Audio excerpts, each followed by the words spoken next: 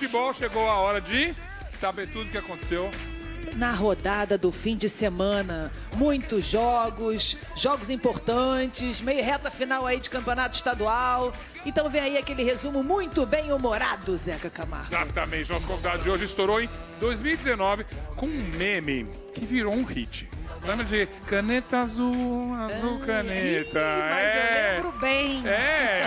Caneta azul, claro, tem nome e sobrenome. É Manuel Gomes, que tá no nosso Resume no Som.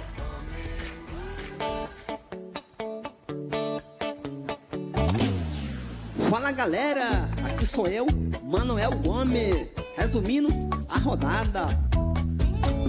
Caneta azul, azul caneta, no futebol eu só tiro de letra. Caneta azul, azul caneta, no futebol eu só tiro de letra.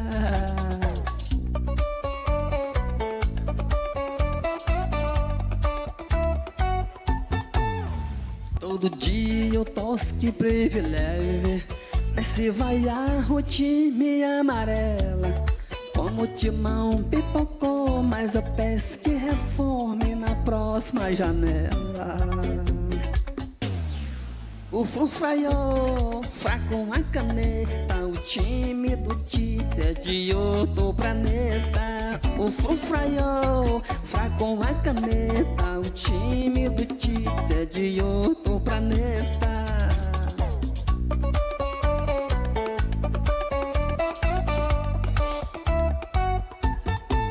No Carioca eu vou dar minha opinião. Nem Vasco e Fluminense chega na final, mas a Nova Iguaçu vai levar estadual.